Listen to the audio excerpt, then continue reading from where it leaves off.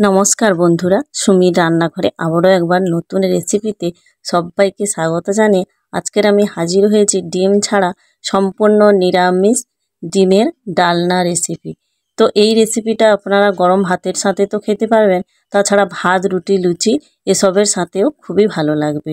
তো চলুন রেসিপিটি দেখে নেওয়া যাক। তো ডিমের ডালনা বানানোর জন্য প্রথমে আমি কিছু পেস্ট বানিয়ে নেব। প্রথমে আমি একটা বাটিতে নিয়ে নেব মিডিয়াম সাইজের একটা টমেটো কুচি, আর নিয়ে নেব পরিমাণ মতো আদা, আর নেব 3টে কাঁচা লঙ্কা। তো এগুলো একটা মিহি পেস্ট আমি তৈরি করে নেব। এই যে দেখুন, মিহি পেস্ট করে নিয়েছি একদম। এরপরে আবারও একটা বাটিতে নিয়ে নেব পরিমাণ মতো কাজু বাদাম, আর নেব 3 টেবিল চামচ পোস্ত। তো আপনারা চাইলে এখানে চালমগজও নিতে পারেন। এগুলো একটা মিহি পেস্ট বানিয়ে নেব। এই যে দেখুন, মিহি পেস্ট বানিয়ে নিয়েছি। এরপরে একটা প্লেটে নিয়ে নেব ছানা।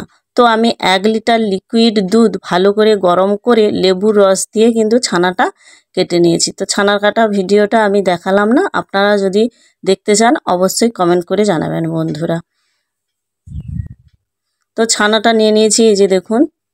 এরপরে 2টো মিডিয়াম সাইজের আলু সেদ্ধ করে রেখেছিলাম, ওই আলুগুলো নিয়ে নিলাম।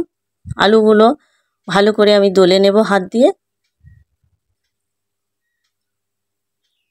এরপরে ছানা আর আলু খুব ভালোভাবে আমি মিশিয়ে নেব।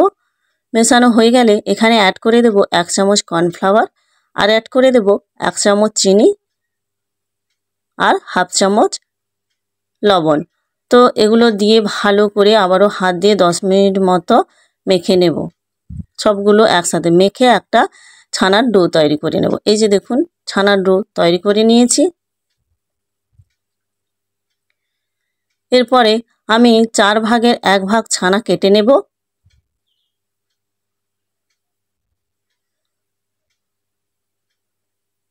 তো 4 ভাগের 1 ভাগ ছানা কেটে নিলাম। এই ছানাটা কিন্তু আমি ডিমের কুসুম বানানোর জন্য কেটে নিলাম 1 ভাগ ছানা। ওই 1 ভাগ ছানায় দিয়ে দেব হাফ চামচ মতো হলুদ।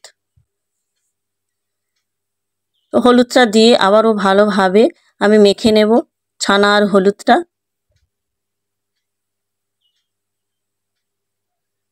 খুব ভালো করে মেখে নিয়েছি, এই যে দেখুন। মাখা হয়ে গেলে এখানে আমি ছোট ছোট করে লেচি কেটে নেব, খুব বড় করব না। এই যে দেখুন, এইভাবে ছোট ছোট করে আমি লেচি কেটে নেব।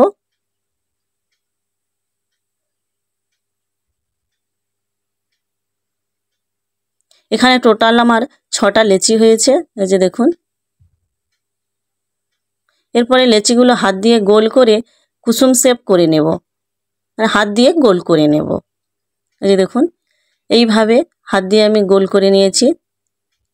এভাবে একে একে সবগুলো লেচি এরকম গোল করে কুসুমের মতো করে নেব। এই যে দেখুন। এরপরে আমি এক সাইডে রেখে দেব।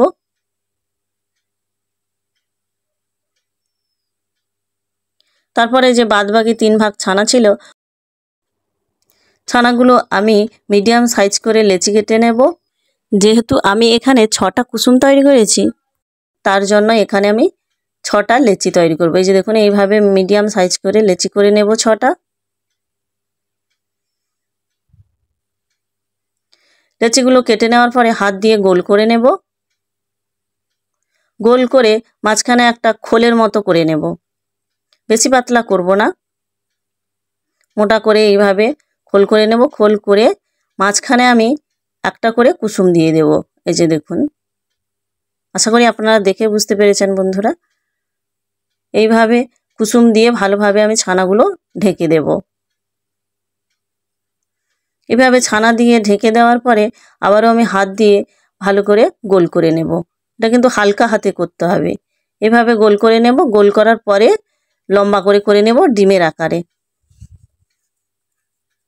ডিমের মতো এইভাবে আমি লম্বা করে করে নিয়েছি। এই যে দেখুন,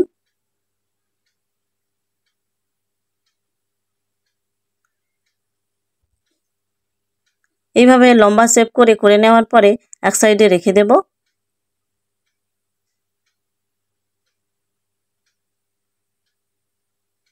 এই যে দেখুন, কত সুন্দর দেখতে হয়েছে বন্ধুরা।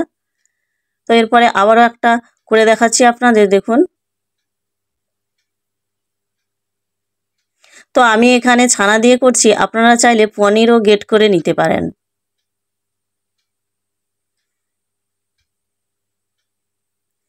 এই যে দেখুন,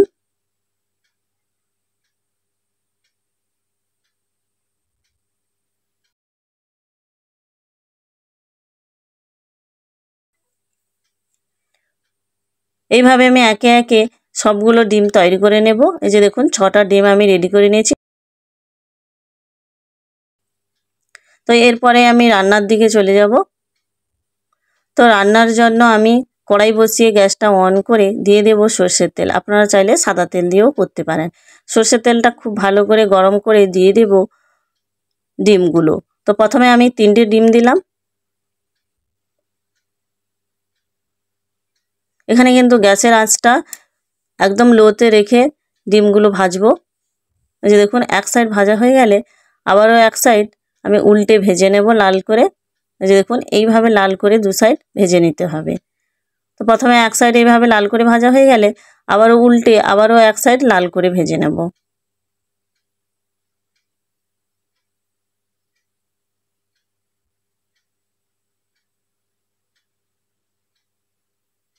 ভাজা হয়ে গেলে একে একে সবগুলো ডিম আমি তেল থেকে তুলে নেব।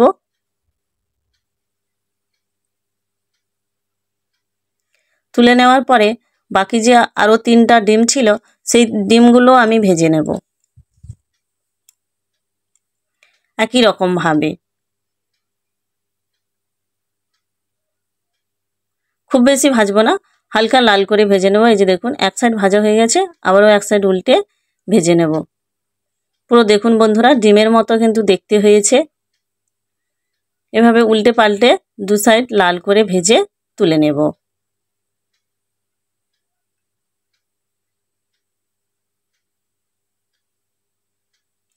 তো তুলে নেওয়ার পরে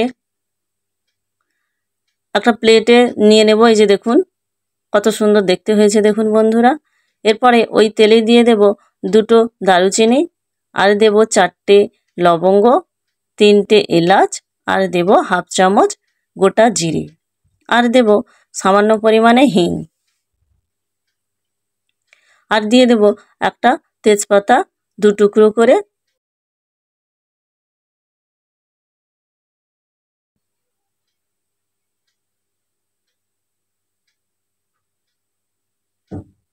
এখানে কিন্তু গ্যাসের আঁচটা একদম লোতে রেখে ফোড়নগুলো ভেজে নেব। তো ফোড়নগুলো ভাজা হয়ে গেলে বা ফোড়নের থেকে একটা ভাজা গন্ধ বেরোলে এরপরে অ্যাড করে যে দেব আগে যে টমেটো, আদা আর কাঁচা লঙ্কা একসাথে পেস্ট করে রেখেছিলাম ওই পেস্টটা দিয়ে এভাবে অনবরত নাড়াচাড়া করে 1 মিনিট মতো আমি কষিয়ে নেব।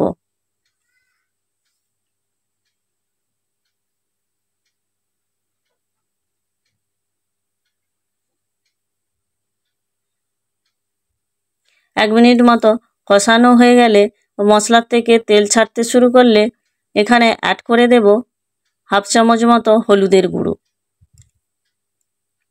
আর অ্যাড করে দেব হাফ চামচ লাল লঙ্কার গুঁড়ো। তো লঙ্কাটা আপনারা আপনাদের স্বাদ মতো কম বেশি করতে পারেন।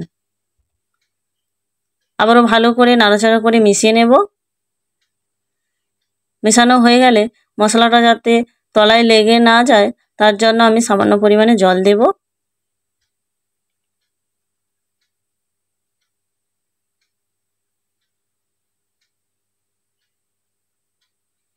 জলটা দিয়ে আবারও আমি 1 মিনিট মতো এইভাবে নাড়াচাড়া করে কষিয়ে নেব যতক্ষণ পর্যন্ত মশলার থেকে তেল না ছাড়ছে। এই যে দেখুন মশলার থেকে তেল ছেড়ে বেরিয়ে এসছে। এরপরে ওই অবস্থাতে আবারও একটু নাড়াচাড়া করে কষিয়ে নেব। এরপরে অ্যাড করে দেব আগে যে কাজু বাদাম আর পোস্ত একসাথে পেস্ট করে রেখেছিলাম ওই পেস্টটাই অ্যাড করে দেব। কাজু বাদাম আর পোস্ত দিয়ে ভালো করে এইভাবে নাড়াচাড়া করে কষিয়ে নেব আবারও 1 মিনিট মতো। এরপরে আমি এখানে সামান্য একটু জল দেব। জলটা দিয়ে অনবরত এইভাবে নাড়াচাড়া করে লো ফ্লেমে খুব ভালোভাবে কিন্তু মশলা কষিয়ে নেব। তো এই রেসিপিটায় আমি আলু দিলাম না, আপনারা যদি চান আলু দিবেন তো আলু দিয়েও এই রেসিপিটি তৈরি করতে পারেন। এভাবে দেখুন মশলা থেকে তেল ছাড়তে শুরু করে দিয়েছে। ওই অবস্থায় আবারও আমি নাড়াচাড়া করে আবারও একটু টাইম আমি কষিয়ে নেব। এই রেসিপিটার মশলা যতটা কষানো হবে রেসিপির টেস্টটাও তত দ্বিগুণ হয়ে যায়। তো খুব ভালো করে এইভাবে একদম লো ফ্লেমে মশলাটা কিন্তু কষাতে হবে। মশলা কষানো হয়ে গেলে এখানে অ্যাড করে দেব আমি 2 কাপ গরম জল। তো গ্রেভিটা যেহেতু আমি ঘন করব, খুব পাতলা হলে ভালো হবে না, তার জন্য এখানে আমি 2 কাপ গরম জল দিলাম। আপনারা কিভাবে গ্রেভিটা ঘন মোটা করবেন সেই পরিমাণ বুঝেই কিন্তু জলটা দেবেন। তো এই রেসিপিটার গ্রেভি খুব পাতলা হলে কিন্তু ভালো হয় না। জলটা দিয়ে খুব ভালো করে এভাবে নাড়াচাড়া করে মিশিয়ে নেব। মেশানো হয়ে গেলে স্বাদের ব্যালেন্সটা ঠিক রাখার জন্য 1 চামচ চিনি দিলাম আর 1/2 চামচ লবণ দিয়ে দিলাম। তো চিনিটা অপশনাল, আপনারা যদি পছন্দ করেন দেবেন, যদি না পছন্দ করেন স্কিপ করতে পারেন। তো এরপরে ভালোভাবে নাড়াচাড়া করে 2 থেকে 3 মিনিট মিডিয়াম ফ্লেমে রান্না করে নেব।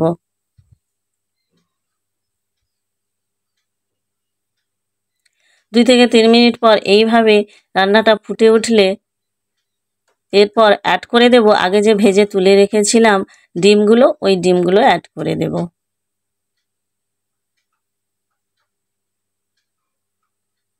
সবগুলো ডিম দিয়ে আবারও নাড়াচাড়া করে একটু মিশিয়ে নেব। মেশানো হয়ে গেলে আবারও আমি 2 থেকে 3 মিনিট মিডিয়াম ফ্লেমে রান্না করে নেব। তো 2 থেকে 3 মিনিট পরে এই যে দেখুন গ্রেভিটা একদম কিন্তু ঘন হয়ে গেছে, রান্না কিন্তু একদম রেডি হয়ে গেছে। এই অবস্থাতে আমি গ্যাসের আঁচটা একদম লো করে দেব, দিয়ে নাড়াচাড়া করে মিশিয়ে নেব। মেশানো হয়ে গেলে এখানে অ্যাড করে দেব 1/2 চামচ গরম মশলার গুঁড়ো। তো গরম মশলার গুঁড়ো দিয়ে আবারও আমি একটু মিশিয়ে নেব নাড়াচাড়া করে।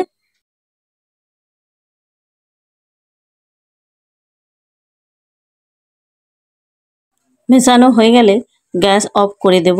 এরপরে আমি গরম মশলার গন্ধটা ধরে রাখার জন্য 5 থেকে 10 মিনিট ঢাকা দিয়ে রেখে দেব। তারপরে কিন্তু পরিবেশন করব। তো এই একই রকমভাবে আপনারা বাড়িতে একবার ট্রাই করে দেখবেন বন্ধুরা। আশা করি আপনাদের এই রেসিপিটা খুবই ভালো লাগবে। তো আমার এই রেসিপিটি কেমন লেগেছে অবশ্যই কমেন্ট করে জানাবেন। আর যদি ভালো লেগে থাকে একটা লাইক করে দেবেন। আর আমার চ্যানেলে নতুন হয়ে থাকলে চ্যানেলটি অবশ্যই সাবস্ক্রাইব করে আমার পাশে থাকার অনুরোধ রইল। তো আজকের এই পর্যন্ত, দেখা হবে আবারও একটি অন্য কোনো রেসিপিতে। ততদিনে ভালো থাকবেন, সুস্থ থাকবেন। এতক্ষণ আমার ভিডিওটি দেখার জন্য আপনাদের অসংখ্য ধন্যবাদ। তো এই যে দেখুন আমি প্লেটে সবগুলো ডিম তুলে নিয়েছি। এরপরে একটা ডিম কেটে আপনাদের দেখাচ্ছি। দেখুন ভেতরটা কতটা সুন্দর হয়েছে, পুরো একদম ডিমের মতোই হয়েছে। দেখুন বন্ধুরা, আপনারা দেখে আশা করি বুঝতে পেরেছেন।